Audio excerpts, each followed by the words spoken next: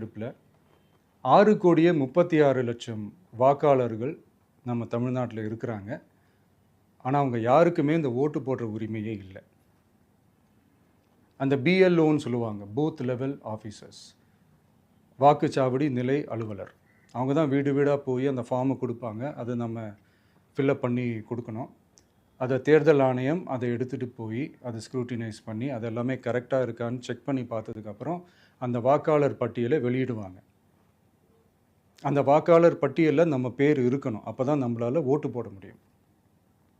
அந்த புது பட்டியல் வர்ற வரைக்கும் நம்ம வாக்காளர்களான்றது அது உறுதியே செய்ய முடியாது.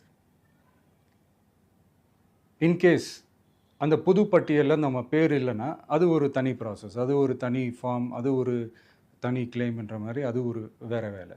ஸோ இந்த மாதிரி நிறைய சிரமங்கள் குழப்பங்கள் இருக்கிறதுனால மக்களுக்கு இது மேலே ஒரு கன்ஃபியூஷன் ஒன்று இருக்குது. இது என்ன வெரிஃபிகேஷனா இல்லை ஒரு மறைமுக ரீரெஜிஸ்ட்ரேஷனா இல்லை இது வந்து ஒரு நியூ ரெஜிஸ்ட்ரேஷன் மாதிரியே தானா அப்படின்ற மாதிரி நிறைய கன்ஃபியூஷன் இருக்குது. அவங்க செய்ய வேண்டியதெல்லாம் ஒன்று தான். இந்த மாதிரி வீடு வீடாக போய் அந்த என்யூமரேஷன் ஃபார்ம் நம்ம ஃபில்அப் பண்ணி கொடுக்கும்போது அதுக்கான அக்னாலேஜ்மெண்ட்டை அந்த பிஎல்ஓ அந்த ஆஃபீஸர்கிட்ட இருந்து நீங்கள் வாங்கிக்கணும். அது ரொம்ப ரொம்ப முக்கியம். இது நான் சொல்கிறது வாக்காளர் பட்டியலில் ஆல்ரெடி உங்கள் பேர் இருக்கிறவங்களுக்கு நான் சொல்கிறேன். இப்போ புது வாக்காளர்கள், ஃபஸ்ட் டைம் ஓட்டர்ஸ், அவங்களுக்கு ஃபார்ம் 6ன்னு ஒன்று இருக்குது.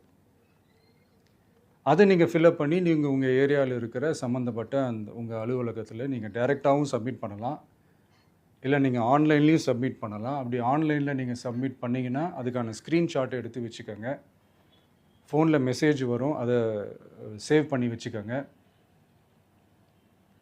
அப்ராடில் இருக்கிறவங்க கூட அந்த எஸ்ஏஆர் ஃபார்மை டவுன்லோட் பண்ணி நீங்கள் அதை ஃபில்அப் பண்ணி சப்மிட் பண்ணலாம். அதுக்கான அக்னாலேஜ்மெண்ட்டை வாங்கி வச்சுக்கோங்க. ரொம்ப முக்கியமாக உங்களோட பிஎல்ஓ அந்த ஆஃபீஸர் யாருன்னு தெரிஞ்சு வச்சுக்கோங்க. இந்த தேர்தல் ஆணையம் அந்த வெப்சைட்டில் போனீங்கன்னா அந்த பர்டிகுலர் பிஎல்ஓ ஆஃபீஸரோட ஃபோன் நம்பர் கூட நீங்கள் எடுத்து வச்சுக்கலாம். இன்கேஸ் உங்களை யாரையும் ரீச் பண்ணலை இல்லை உங்களுக்கு அந்த ஃபார்ம் கிடைக்கல அப்படின்னா நீங்கள் அவரை காண்டாக்ட் பண்ணி அந்த ஃபார்மை வாங்கி நீங்கள் ஃபில்அப் பண்ணி நீங்கள் சப்மிட் பண்ணலாம். ரொம்ப முக்கியமாக அதுக்கான அக்னாலேஜ்மெண்ட்டை வாங்கி வச்சுக்கோங்க. இது எல்லாமே சரியாக செஞ்சாலும் இந்த எஸ்ஐஆர் மேலே சில டவுட்ஸ் இருக்குது. அது என்னென்னா, இந்த 6,36,00,000 வாக்காளர்களுக்கு ஒருத்தர் விடாமல் இந்த ஒரே மாதத்துக்குள்ளே எப்படி எல்லாருக்குமே அந்த ஃபார்ம் போய் ரீச் ஆகும்? ஒன்று. ரெண்டாவது, நீங்கள் வரும்போது வீட்டை பூட்டிட்டு வேலைக்கு போயிட்டு என்ன பண்ணுறது? இப்போ நீங்கள் வருவீங்கன்றதுக்காக வேலையெல்லாம் விட்டுட்டு வீட்டுக்குள்ளேயே உட்காந்துட்ருக்கணுமா? ஸோ இதில் மெயினாக பாதிக்கப்பட போகிறது உழைக்கிற மக்கள், ஏழைகள், வேலைக்கு போகிற பெண்கள். இவங்களுக்கு யார் கரெக்டான அந்த பதில் சொல்ல போகிறது?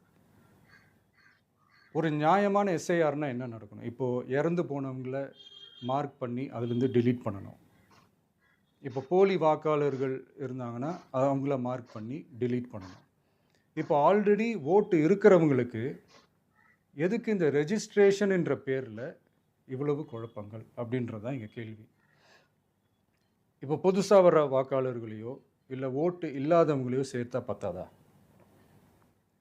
இப்போ ரீசெண்டாக நடந்த இப்போ எலெக்ஷன் 2021, 24 எப்படி எல்லாருமே ஓட்டு போட்டோம்? அதில் ஓட்டு போட்டவங்க கூட இப்போ புதுசாக ரெஜிஸ்டர் பண்ணணும்னா அது ஏன் அந்த கன்ஃபியூஷன் அப்படின்றதான் நாங்கள் கேட்குறோம். அதனால தான் நாங்கள் எஸ்ஐஆரை எதிர்க்கிறோம். இப்போ புதுசாக சில கம்ப்ளைண்ட்ஸ்லாம் வர ஆரம்பிக்குது. அது என்னென்னா, முக்கியமாக நம்மளுடைய டிவிகே தோழர்களுக்கு அந்த ஃபார்ம் கிடைக்க மாட்டேங்குது, கொடுக்க மாட்டேன்றாங்க அப்படின்ற சில கம்ப்ளைண்ட்ஸ். இது யார் பண்ணுறாங்க அப்படின்றது நான் தான் சொல்லி தெரிய வேணும்னு ஒன்றும் அவசியம் இல்லை உங்களுக்கு. இப்போ இருக்கிற ஆட்சியாளர்கள் அவங்களுக்கு கைப்பாவையாக இருக்கக்கூடிய சில பேர் வந்து இதை செய்ய ஸ்டார்ட் பண்ணியிருக்கிறாங்க. அதனால் மை டியர் வர்ச்சுவல் வாரியர்ஸ், இதை வந்து சாதாரணமாக எடுத்துக்காதீங்க. இது எல்லாருக்குமே அந்த ஃபார்ம் போய் ரீச் ஆகணும். இதில் ரொம்ப உறுதியாக இருங்க. அதையும் மீறி உங்களுக்கு அந்த ஃபார்ம் கிடைக்கலன்னா இருக்கவே இருக்கும் ஆன்லைன். தேர்தல் ஆணையம் அந்த வெப்சைட்டில் போய் அந்த ஃபார்மை டவுன்லோட் பண்ணி நீங்கள் ஃபில்அப் பண்ணி சப்மிட் பண்ணலாம். உங்கள் வீட்டில் இருக்கிறவங்களுக்கு நீங்கள் செஞ்சு கொடுங்க, பக்கத்து வீட்டில் இருக்கிறவங்களுக்கு செஞ்சு கொடுங்க, தெரிஞ்சவங்களுக்கு, தெரியாதவங்களுக்கு பழகுனவங்களுக்கு, பழகாதவங்களுக்கு எல்லாருக்குமே நீங்கள் தயவு செஞ்சு கொடுங்க. அண்ட் ரொம்ப முக்கியமாக நம்ம ஜென்சி கிட்ஸ், நம்ம ஃபஸ்ட் டைம் ஓட்டர்ஸ், நம்ம புது வாக்காளர்கள், நம்ம நண்பா நண்பிகள், அவங்க ரொம்ப கேர்ஃபுல்லாக இருக்கணும். நான் ஆல்ரெடி சொன்ன மாதிரி உங்களுக்கான ஃபார்ம், அந்த ஃபார்ம் நம்பர் 6, அதை கரெக்டான டீட்டெயில்ஸோட, கரெக்டான உங்கள் டாக்குமெண்ட்ஸை வச்சு அதை சப்மிட் பண்ணுங்கள். ஏன்னா வரப்போகிற தேர்தலில் நீங்கள் தான், அந்த ஜென்சி வாக்காளர்கள் தான் மிக முக்கியமான ஒரு ஃபோர்ஸ் அப்படின்றது எல்லாருக்குமே தெரிஞ்ச ஒரு விஷயம். அதனால் உங்களை டிஸ்டர்ப் பண்ணுறதுக்கு, உங்கள் பேரை அதில் இன்க்ளூட் பண்ணாமல் செய்கிறதுக்கு என்னென்ன வேலைகள் செய்யணுமோ, என்னென்ன தில்லுமுள்ளு வேலைகள் செய்யணுமோ எல்லாமே அவங்க செய்வாங்க. இது நமக்கு எல்லா திசையிலையும் எல்லா பிரச்சனைகள் கொடுத்துட்டு தானே இருக்கிறாங்க. அது டிஃபால்ட்டாக நடந்துட்டு தான் இருக்கும், அது ஒன்றும் பண்ண முடியாது. ஸோ அந்த மாதிரி ஓட்டு போடுற விஷயத்துலேயும் அவங்க என்ன உத்தமராக மாறவா போகிறாங்க? இப்போ நான் சில மீட்டிங்ஸ்லலாம் ரிப்பீட்டடாக ஒரு விஷயம் நான் சொல்கிறேன்ல, 2 பேருக்கு நடுவில் தான் போட்டி அப்படின்ட்டு. அது மேடைக்கு மேடை அவங்க அதை ப்ரூவ் பண்ணிகிட்டு இருக்கிறாங்க.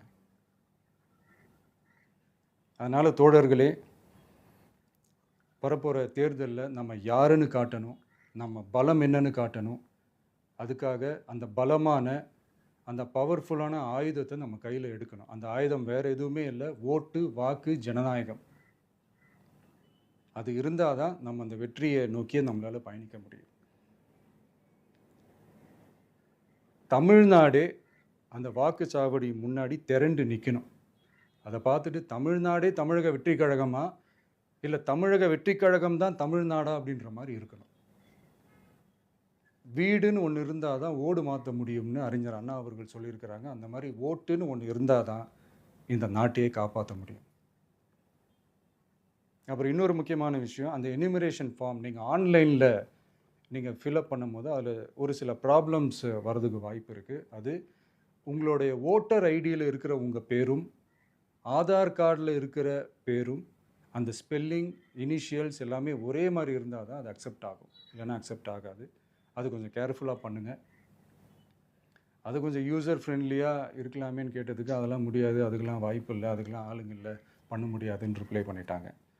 ஸோ அதனால் மை டியர் டிவிகே தோழர்களே, மை டியர் ஜென்சி படை பலமே,